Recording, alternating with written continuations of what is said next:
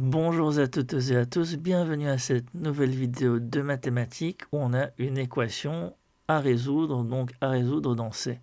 Donc intitulée résoudre dans C l'équation suivante. Z moins 2i sur z plus 2i au cube plus z moins 2i sur z plus 2i au carré plus z moins 2i sur z plus 2i plus 1 est égal à 0.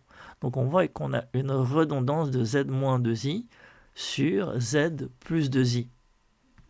Et bien, par conséquent, tout cet amoncellement, on va le substituer par y. Et l'équation devient une équation simple du troisième degré, y cube plus y carré plus y plus 1 est égal à 0. On peut regrouper les deux premiers termes et les deux derniers, ce qui nous donne y cube plus y carré plus y plus 1 est égal à 0. Pour la première parenthèse, on peut mettre y carré en évidence, ce qui nous donne y carré fois y plus 1 plus 1 fois y plus 1 est égal à 0. On voit qu'on a y plus 1 en commun, donc ça nous donne y carré plus 1 fois y plus 1 qui est en commun, qui est égal à 0. Pour que cette équation soit vérifiée, soit y plus 1 doit être égal à 0, ce qui nous donne une première solution, y1 est égal à moins 1, soit y carré plus 1 est égal à 0, ce qui nous donne y carré est égal à moins 1, donc y2, deuxième solution, est égal à i, ou y3, troisième solution, est égal à moins i. On change le y par la substitution qu'on a effectuée, donc z moins 2i sur z plus 2i est égal à moins 1.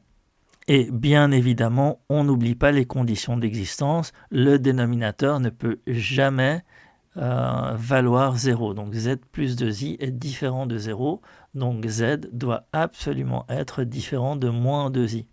On passe le dénominateur à droite, ce qui nous donne z moins 2i est égal à moins 1 fois z plus 2i. Ce qui équivaut à écrire z moins 2i est égal à moins z moins 2i. Les deux i s'annulent du côté gauche et du côté droit, et on passe le moins z qui est sur le côté droit du côté gauche, ce qui nous donne 2z est égal à 0, ce qui nous donne z est égal à 0. Deuxième cas, z moins 2i sur z plus 2i doit équivaloir à i.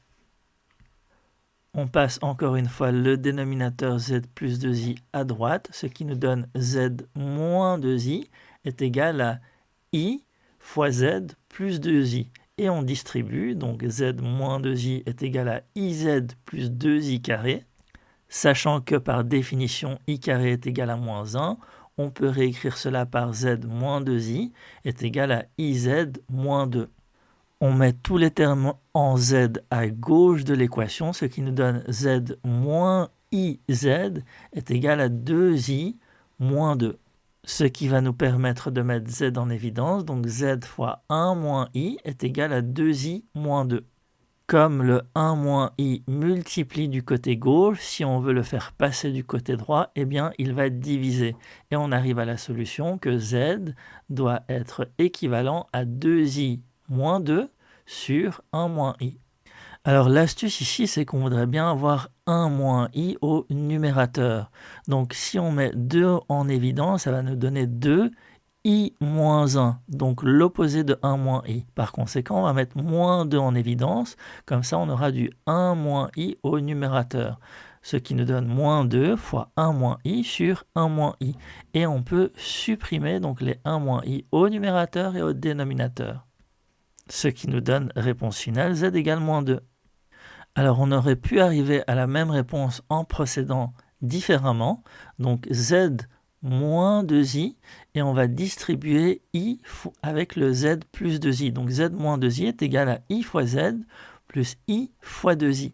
Ce qui donne z moins 2i est égal à iz plus 2i carré.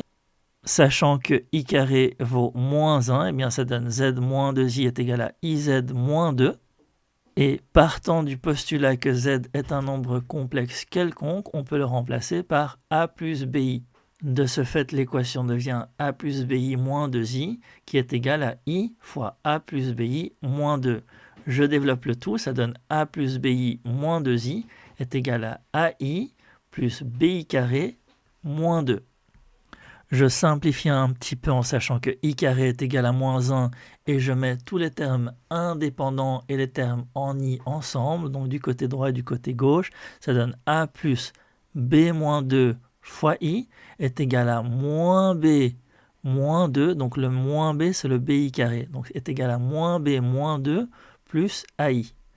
Et je passe tout du côté gauche pour avoir a plus b plus 2 plus b moins a moins 2 fois i est égal à 0.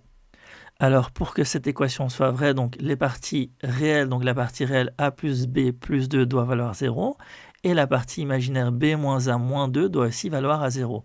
Donc j'ai un système de deux équations à deux inconnus à résoudre. Je passe la valeur chiffrée à droite, ce qui nous donne a plus b est égal à moins 2, et moins a plus b est égal à 2.